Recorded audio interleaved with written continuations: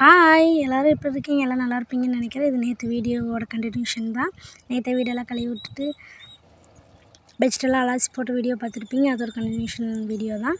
ஒரு சாயங்காலம் 6 மணி போல் சாமி கும்பிட ஆரம்பிச்சிட்டு பூவெல்லாம் வச்சு விளக்கெல்லாம் ஏற்றி மன நிறைவாக சாமி கும்பிட ஆரம்பிச்சிட்டேன். சாமி கும்பிட்டுட்டு அதுக்கப்புறம் வேலைகளை பார்க்கலான்னு இருக்கேன். இப்போ தான் நம்ம சேனலை ஃபஸ்ட் டைமாக பார்க்குறீங்கன்னா சப்ஸ்கிரைபர் பண்ணி வச்சுக்கோங்க. வீடியோ பிடிச்சிருந்தால் லைக் பண்ணி கமெண்ட் பண்ணுங்கள். நேற்று தொடர்ந்து மழை இன்னும் விடலைங்க. மழை பெஞ்சிட்டே தான் இருக்குது. மழை பெஞ்சோடனே பாருங்கள் தூறல் போட்டுகிட்டே இருக்குது. என்ன தான் பண்ணுறது, இருந்தாலும் நம்மளுடைய வேலைகள் செஞ்சு தானே ஆகணும்னு சொல்லிட்டு தான் இன்றைக்கி பெட்ஷீட்டெல்லாம் அலாசி வீடு கழுவி விட்டுட்டேன்.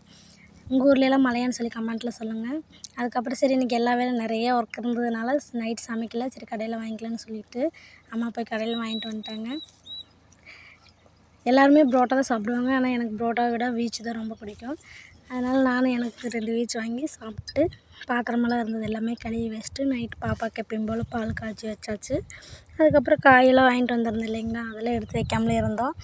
காயெல்லாம் எல்லாம் எடுத்து வச்சுட்டு நான் நைட்டு வேலை முடிஞ்சுது.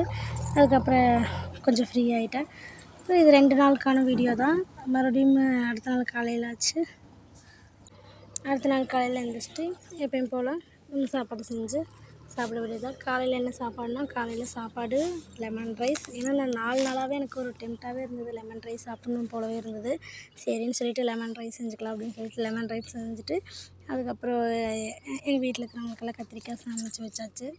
இன்றைக்கி காலையில் நம்ம சாப்பாடு வந்து லெமன் ரைஸும் கத்திரிக்காய் பொரியலும் ரைஸ் தான். உங்களுக்கெல்லாம் என்ன சாப்பாடு பிடிக்குன்னு சொல்லி கமெண்ட்டில் சொல்லுங்கள். எனக்கு ரொம்ப பிடிச்சது லெமன் ரைஸ் தான். பாருங்கள், ஒரு வீடியோ கூட வாய்ஸ் ஓவர் கொடுக்க விட மாட்டேங்கிறா எங்கள் பாப்பா.